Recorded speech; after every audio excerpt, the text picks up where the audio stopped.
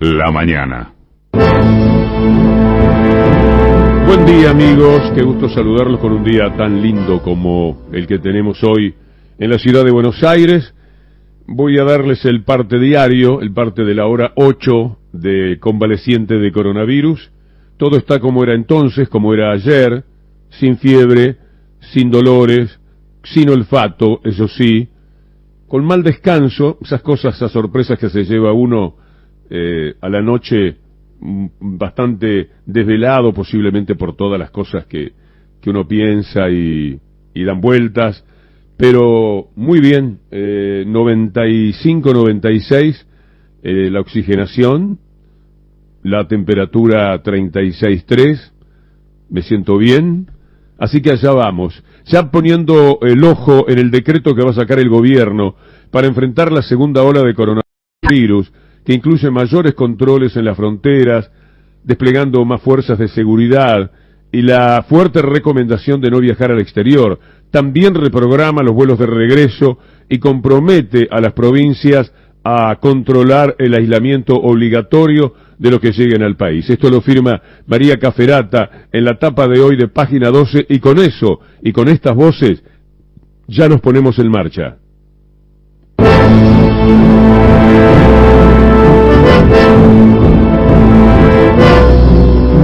Hola, ¿qué tal? Buen día. Se viene un martes de agenda recargada con muchas actividades oficiales en Casa de Gobierno, pero además tendremos reuniones paritarias de los gremios y protestas. Por otra parte, habrá un acto de Horacio Rodríguez Larreta en la carrera opositora para elegir a su candidato presidencial. Como siempre, te lo vamos a contar todo desde el móvil en la segunda mañana de las 7:50.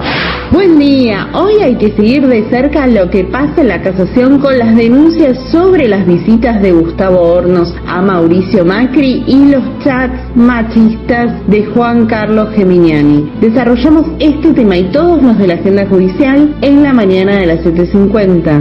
Buen día para todos. Terminó la fecha 6 de la Copa de la Liga Profesional. Ganó Racing y empataron Arsenal y Platense. Por otro lado, la Semana de la Memoria. Los clubes siguen trabajando para no olvidar este día. Muy buenos días. Alberto Fernández asumió la presidencia del PJ en una lista con paridad de género. Estuvimos en el acto y te contaremos todos los detalles. Muy buen día. Las fiestas clandestinas ya son moneda corriente y se hicieron muy visibles el fin de semana pasado en Córdoba por la cantidad de asistentes. Hoy en la segunda mañana un repaso por algo casi imposible de evitar sin aporte ciudadano. Hola, en el informe de hoy voy a explicarles en qué consiste el documento emitido por la Sociedad Argentina de Pediatría acerca de los menores con condiciones de salud en las que la presencialidad podría generar complicaciones. También contaremos con la palabra del doctor Omar Tabaco, presidente de dicha sociedad. Hoy en la mañana, la Unión Europea le impuso sanciones a China. Los empresarios brasileños firmaron una carta exigiéndole medidas contra la pandemia al presidente Jair Bolsonaro, y Rusia lamentó que el mandatario estadounidense Joe Biden rechazara la invitación de Vladimir Putin para debatir públicamente y acercar posiciones.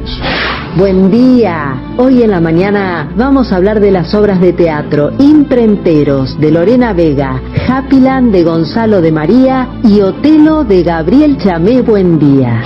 Muy buenos días. Inconvenientes con el ferrocarril San Martín. Por un accidente ocurrido a la altura de San Miguel, está corriendo con demoras y cancelaciones, y además intenso caudal en todos los accesos a la ciudad y visibilidad reducida en las principales rutas por niebla. Vamos a estar con toda la información del tránsito, los transportes, aquí en la segunda mañana de las 7:50.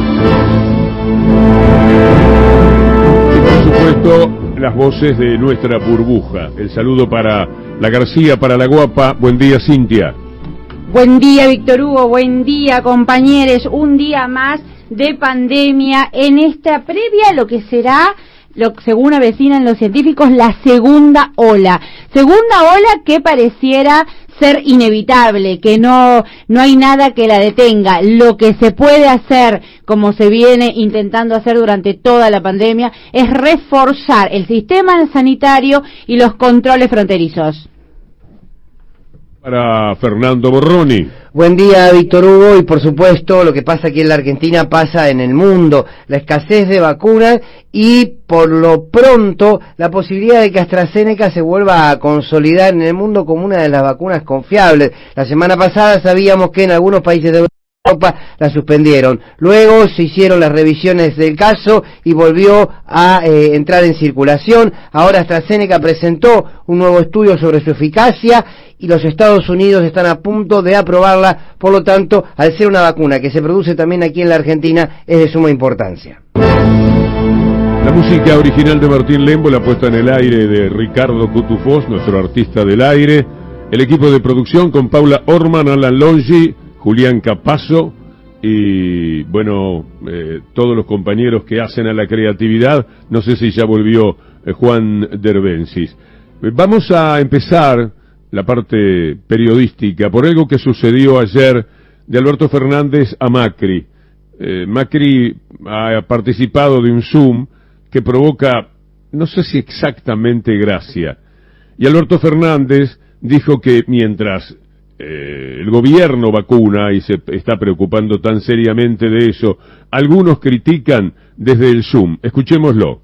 Divididos permitía que los sinvergüenzas de siempre se hicieran del poder en desmedro de la gente que más necesita. Y en la unidad logramos el triunfo, en la unidad fuimos capaces de enfrentar una tremenda pandemia, en unidad cuidamos la salud de nuestra gente, en unidad estamos vacunando a todos los argentinos y a todas las argentinas, mientras los otros se levantan de la cama, hacen Zoom y nos critican. Punto de acumulación para Alberto Fernández. Eso es lo que es esta asunción del Partido Justicialista, del PJ. Lo veníamos enunciando, el propio Alberto Fernández nos lo había confirmado. ¿Y cuál fue en aquel momento, hace unos meses, la confirmación? Si hay acuerdo, si hay unidad, yo asumo. Bueno, ese acuerdo se dio, fue posible, se gestó, recuerden ustedes, desde el 17 de octubre pasado, pensando en fortalecer y ampliar la unidad, para fortalecer y ampliar. Ojalá así sea. Mientras los otros se levantan de la cama, hacen Zoom y nos critican. Bueno, la unidad es, si se quiere, o debiera ser uno de los primeros mandamientos del campo nacional y popular. Construir espacios de unidad, y como analizaba Cintia, ¿no? Un desafío ahora desde el Partido Justicialista. Un desafío que en realidad es un objetivo del gobierno nacional que ahora tiene un nuevo instrumento, que es el PJ, para consolidarlo. Consolidar que un proceso de una unidad electoral que los llevó al gobierno, al peronismo, pero que esa unidad electoral debe transformarse en una unidad política. Ese desafío, sin duda ahora, insisto, tiene un nuevo instrumento, que es el Partido Justicialista. Le hemos ganado el primer tiempo a la enfermedad, pero me parece que esto hay que marcarlo, porque si no todo el tiempo nos corre en el arco, ya que estamos con metáforas futboleras mejor aplicadas. Así que es muy importante para nosotros, es un esfuerzo enorme.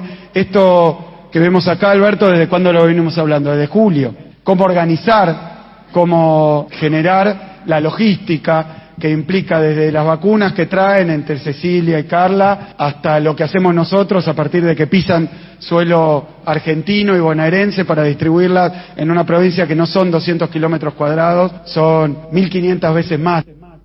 Como la canción, hay que seguir andando, y es lo que me parece el gobierno está haciendo, mirando cada vez menos para el costado, es decir, sin fijarse en tanto detractores, en la persecución permanente que se hace del gobierno.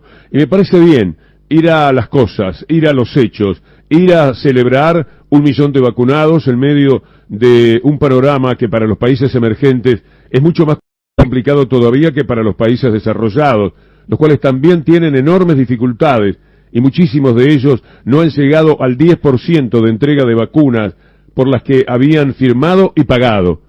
Entonces, el gobierno hace bien en decir estamos vacunando, ya llevamos 1 millón de personas, prontamente vamos a tener 2,5 millones, llegan los aviones, parten los aviones, vendrán las vacunas Sinopharm, está otra vez la Sputnik V, y creo que de esa manera, ya dando menos respuesta a tanta infamia como la que hubo que sobrellevar durante este tiempo, al gobierno le va a ir mejor.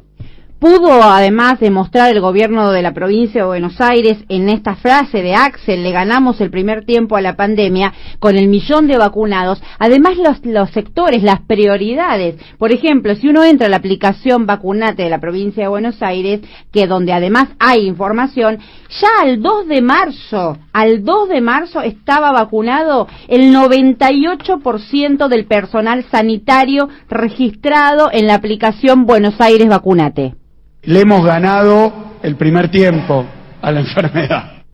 Ahí está, le hemos ganado el primer tiempo, pese a que el rival, algunos lo llamaríamos también enemigo, cada vez juega más fuerte. Hoy uno encuentra el título de la tapa del Diario de la Nación, donde pone nueva promesa del gobierno, terminar de vacunar en abril a las personas de riesgo. Luego el diario Clarín, en su página número 12, dice el nuevo lote de Sputnik V aún no alcanza para los mayores de 70 años, ¿no? Con esa lectura, con esa doble lectura de querer instalar que el problema de la cantidad de vacunas es el gobierno, pero además una exigencia que es exacerbada, malintencionada, desvirtuando la información en relación al gobierno nacional, pero con un silencio absoluto en relación a la vacuna en la ciudad de Buenos Aires, que todavía no se sabe. Algunos rumorean que los mayores de 70 años, entre 70 y 80 años, se van a poder inscribir posiblemente esta semana para vaya a saber cuándo vacunarse, ¿no? Esta doble vara que ya es conocida por todos. De ciencia ficción de parte de los columnistas y de los editorialistas que bueno, quieren generar títulos o notas que están totalmente alejadas de lo que es la realidad. Hay una, como siempre lo dijimos, hay un ánimo siempre de complementar dos liderazgos, el liderazgo de la vicepresidenta y el liderazgo del presidente.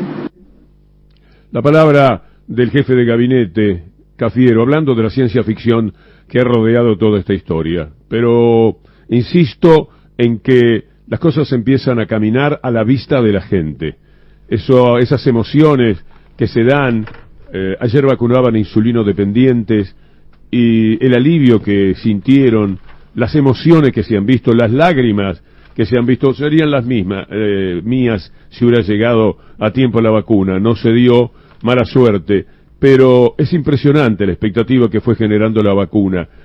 Nos cambia la vida, me la hubiera cambiado desde ya, pero a la mayoría de la gente que está con la expectativa de la vacuna, cada vez le gana más la esperanza y la certeza de que van a tener su vacuna, porque el movimiento es incesante.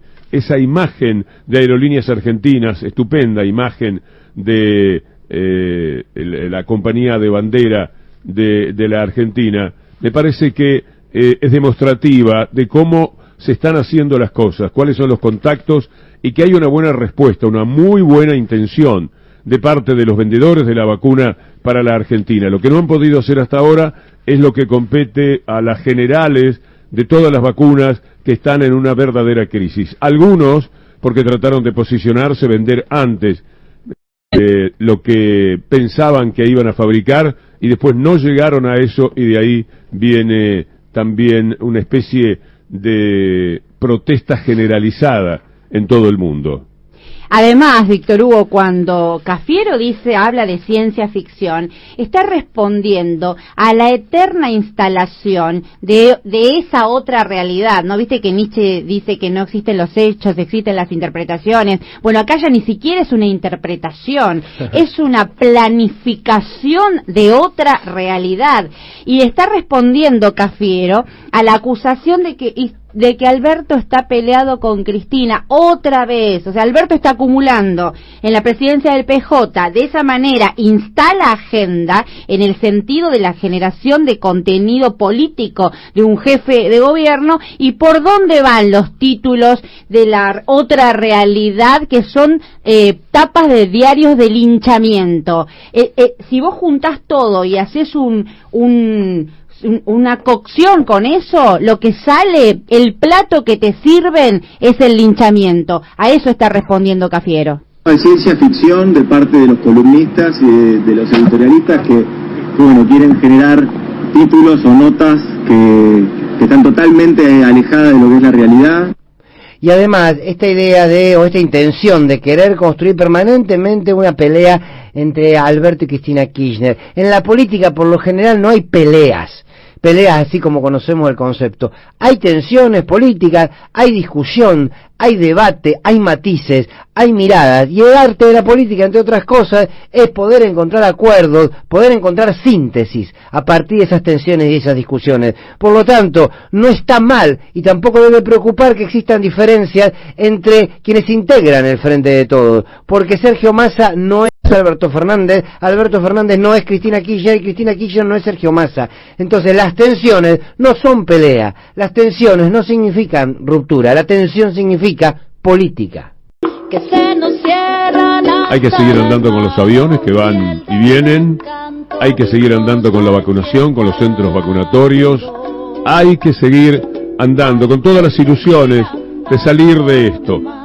Yo esperando que me siga siendo leve el tema del coronavirus y cruzando algún reproche, por supuesto, porque faltaba poco. La verdad es que faltaba poco y quizás me empeoró la vida la sensación de que ya estaba. Justamente desde aquí decíamos tanto no nos embalemos que todavía no estamos vacunados.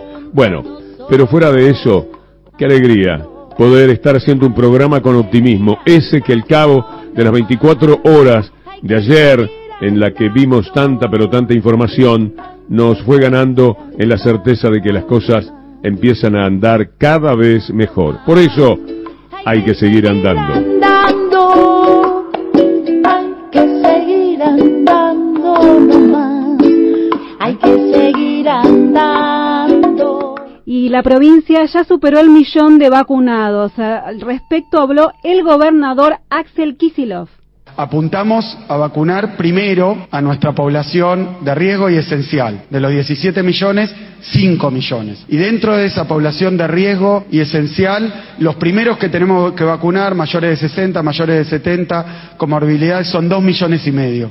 Estamos cerquita, este 1.000.000 de bonaerenses nos permite a nosotros pensar que en el próximo tiempo, dentro de poco, vamos a tener 2,5 millones de vacunados.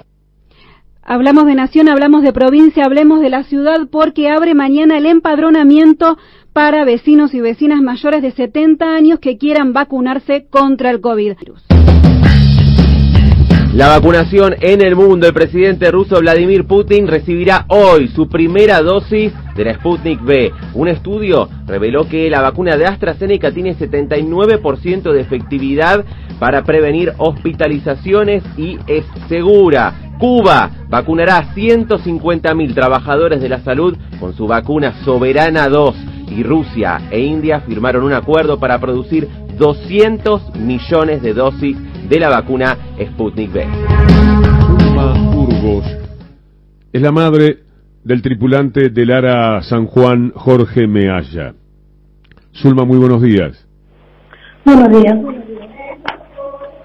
¿Qué sienten ustedes, los familiares de las víctimas, de la decisión del Consejo de Guerra?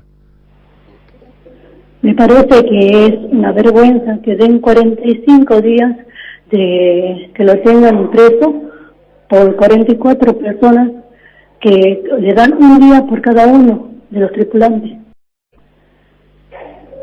¿Qué esperaban ustedes?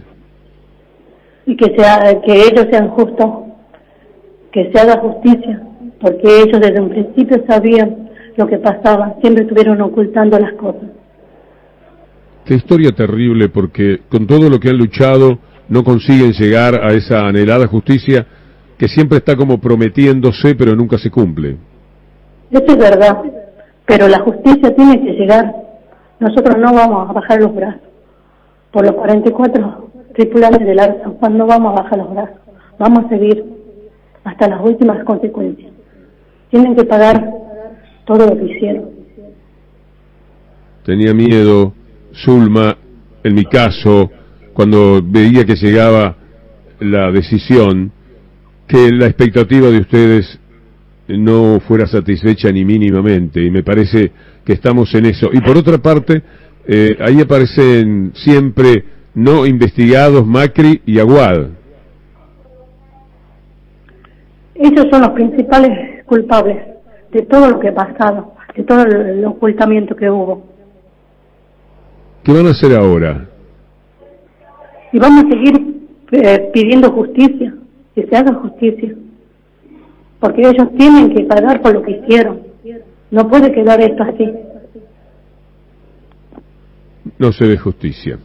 Y no me parece que sea fácil, porque hay mucho atraso. Con todos los años que han pasado, personas que tienen mucha relación con esto ya la sacaron, puede decirse, gratis, Zulma. Parecería que, ¿cuándo van a mover las causas sobre Macri y Aguad? ¿Cuándo? Eso es verdad, porque todos los culpables se están yendo a otros lugares y están dejando pasar el tiempo, y no hay verdad ni justicia, pero nosotros no vamos a bajar los brazos, vamos a seguir a pesar del tiempo que ya pasó, porque no puede ser que 44 personas que estaban cuidando de nuestro mar se hayan salido así porque así, hayan fallecido y no hay culpables. Y nosotros vamos a seguir acompañándolo, Zulma. La seguimos en cualquier momento. Muchas gracias. Gracias. A ver. Zulma Burgos, madre del tripulante del ARA San Juan Jorge Mealla. Es una lucha tan perturbadora. Ya pasaron muchos años y cuanto más pasa el tiempo, suele decirse, más se aleja la verdad, más se aleja la justicia. En general, por lo menos, es así. Vi un programa excepcional de Gustavo Silvestre con el tema Indalo, pormenorizadamente la historia de una persecución que yo ya les he contado después de haber leído el libro de Pablo Dugan, La persecución, si mal no recuerdo el título. El programa de anoche fue impresionante porque puso sobre la mesa el personaje siniestro de Pepín. Pepín, que es el operador de todo. Lo que mostraron, Luciana, anoche, 60, 70 llamados con el presidente de la Corte Suprema de Justicia, con Macri, con Garabano, con Rosati, otro integrante de la Corte Suprema de Justicia, todo preparando con Abad, que se convirtió en un personaje rayano con lo demencial en su comportamiento, tratando de encarcelar, y lo consiguió, a Fabián de Sousa y a Cristóbal López. Todo lo que se supo muy bien contado por Gustavo Silvestre y también con Gabriel Morini y con Irina Hauser. Conformaron un programa excepcional por lo documentado, por lo demostrativo de que esta gente ha hecho cualquier cosa. Pero cuando decimos cualquier cosa nos quedamos cortos. Es una barbaridad. Han sido tan temerarios, tan bandidos, tan mafiosos, que no puede entenderse, no hay manera. Son personas normales, qué sé yo, han tenido trayectorias, cada uno de ellos ha hecho cosas interesantes seguramente para llegar a ciertas expectativas que han tenido en la vida, pero este comportamiento de estos años los convierte en deleznables personajes, empezando por el tal Pepín, pero siguiendo por todos los otros que naturalmente acompañaban una serie de medidas que tenían como única finalidad encarcelar a los dueños de Indalo y robarles la empresa, cosa que estuvieron a punto de conseguir, Luciana.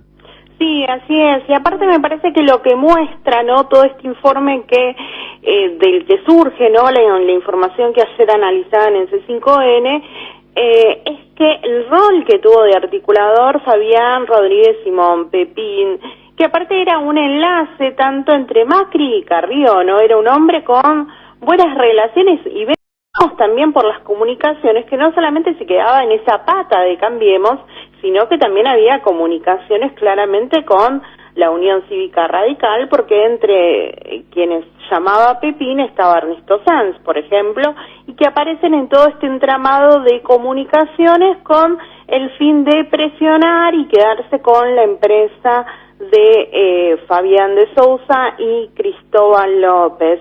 Pero además, algo que mencionabas anteriormente, que tiene que ver con las comunicaciones con actuales integrantes de la Corte Suprema que arrancan desde marzo, ¿no? Al menos es lo que tengo en la memoria, con Carlos Rosenkrantz y con Horacio Rosati.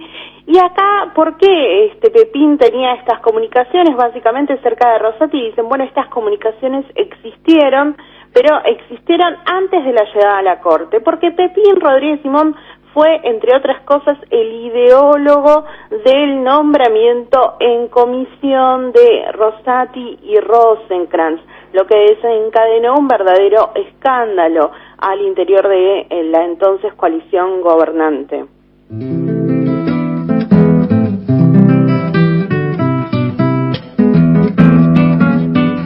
La mañana. Todo lo que reveló el Zoom de Juntos por el Cambio. ¿Cómo se habla de eso, Cintia, Fernando, no? Además del expresidente con cara de dormido, a las 10 de la mañana, la reunión virtual mostró otras delicias que se juegan entre los distintos sectores del PRO. Lo que pasa es que hay que pensar qué nos produce el hecho de Macri levantándose de la cama con total desprecio, inclusive por la gente que lo mira, qué sé yo, lavate la cara, peinate un poco, ponete una remera que no sea pijama, fíjate si no está tu compañera en la cama que se la ve en el Zoom. Bueno, por supuesto que nada de esos cuidados. El tema es sobre qué electorado penetra. Yo ayer lo debatía en un grupo de chat de WhatsApp, porque fue obviamente la imagen que recorrió viralmente todas las redes sociales, etcétera, y muchos me decían, a su electorado le cae bien, ¿no? Al electorado de la derecha de Macri le cae bien, le perdonan. Bueno, Macri es así, es un ricachón, que hace eso, no pasa nada. El tema con Macri es el desprecio por ese electorado. El clima general ahí es espeso. Patricia Bullrich planteó que debían reclamar que el gobierno permita que las vacunas puedan ser adquiridas también por los gobiernos provinciales, y ahí nomás la cruzó Horacio Rodríguez Larreta, quien le respondió que eso no era posible y que no tenía sentido que siguieran con ese reclamo. Ahí insistió Bullrich con la idea de que hasta que un algo dormido Mauricio Macri, dice la crónica, debió intervenir en este caso para darle la razón a Larreta. Mirá vos. Sí, están en una interna, Víctor Hugo, que hasta ahora lo sabemos bien, son internas de matices y una interna solamente pensada para la disputa electoral hacia adentro. Todo lo que estamos aquí, seguramente los que nos escuchan, tiene muy en claro que ahí no hay una diferencia de miradas de país, ni mucho menos. Simplemente sí está claro un posicionamiento de Patricia Bullrich como el ala más dura y de un Larreta que, si se quiere hacer un poquito de equilibrio. Yo creo que lo más importante sigue siendo cómo va a jugar la Unión Cívica Radical, porque en aquel momento Mauricio Macri ganó las elecciones porque la Unión Cívica Radical le puso la estructura partidaria de un partido centenario como la Unión Cívica Radical, se la puso al servicio. Sin ese esquema, el PRO es frágil, es mucho más frágil de lo que creemos. Entonces me parece que lo importante está ahí, ¿no? Y además, ¿quién filtró la foto?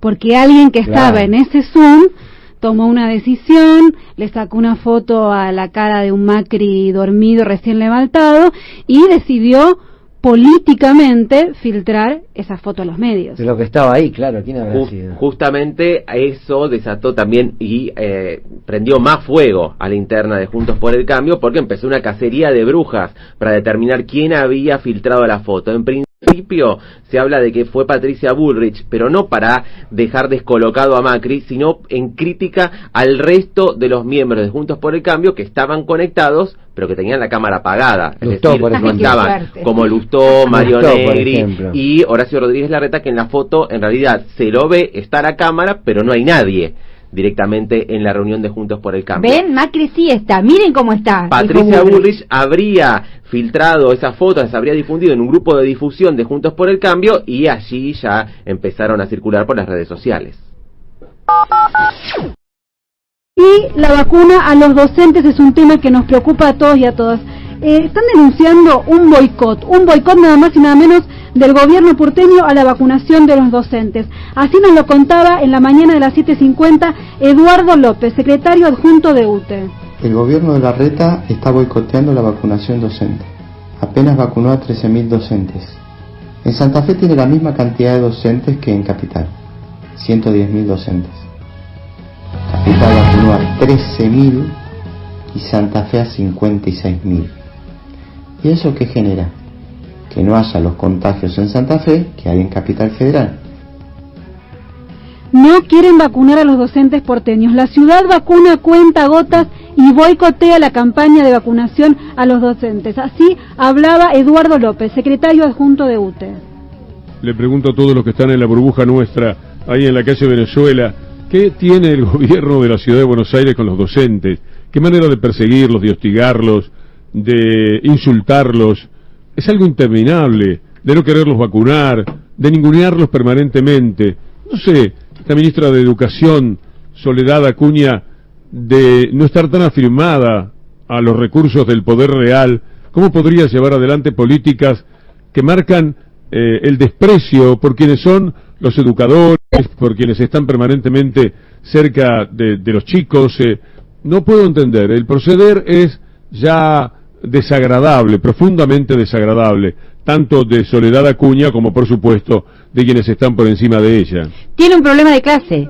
El gobierno de la Ciudad de Buenos Aires, Rodríguez Larreta y Acuña, tienen un problema de clase con la mayoría de los docentes. Recordá que les dijo fracasados, que eligen la docencia después de haber fracasado en otras carreras de nivel socioeconómico bajo. Lo trató de sucios, roñosos, zurdos y feos.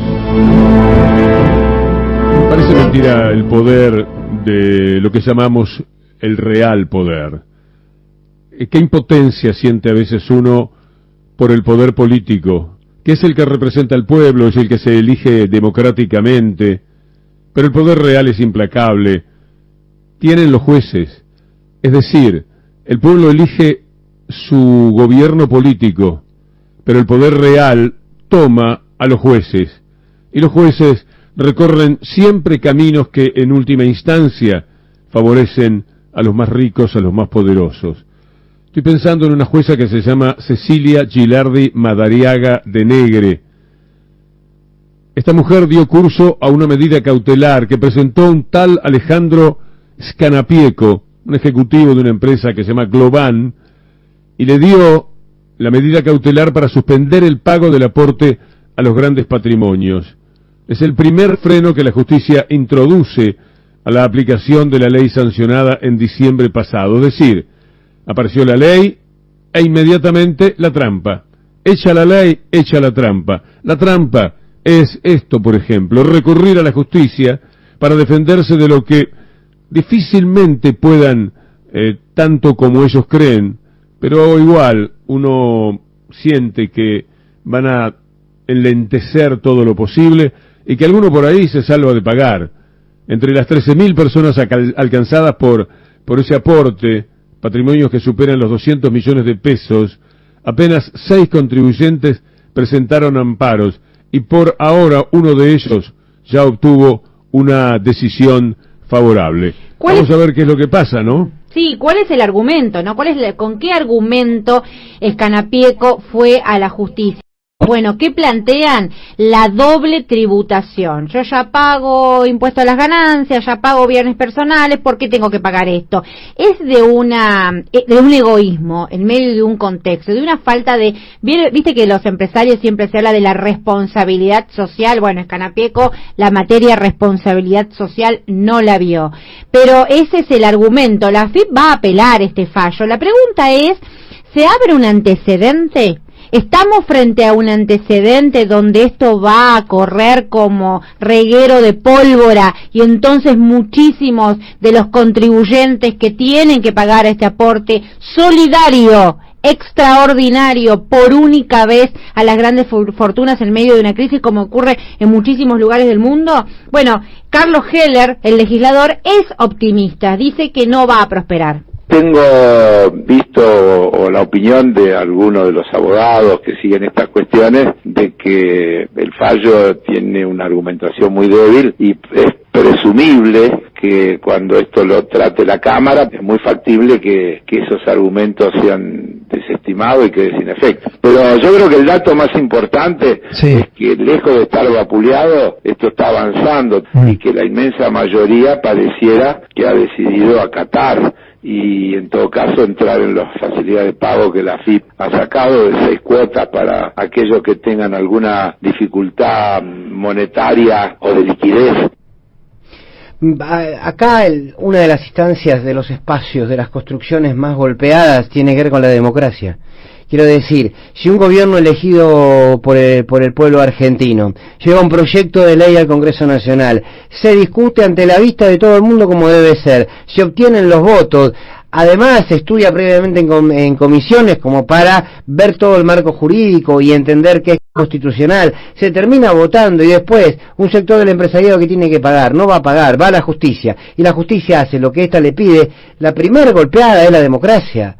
Entonces, ¿qué nos queda? Digo, como esperanza de cara al futuro, ¿qué nos queda? ¿No? Digo, porque no podés presentar un proyecto de ley, de nada sirve que tengas los votos, de nada sirve entonces el Poder Legislativo si el Poder Judicial le va a decir usted no puede avanzar sabiendo que se está en toda la de la ley de hacerlo. Bueno, también esto es un golpe político al Gobierno Nacional en el caso de que no se termine pasando. Se debilitó en el tiempo, se logró sancionar la ley y ahora, por una traba judicial, que, insisto, yo disiento con Carlos Heller, yo creo que esto va a sentar jurisprudencia y que van a empezar a amontonarse todas las causas judiciales para no pagarla. Me pregunto entonces dónde queda la democracia, me pregunto entonces qué tipo de democracia tenemos y me pregunto entonces cuál es el plan B que está pensando el gobierno para que esta gente de una vez por todas pague.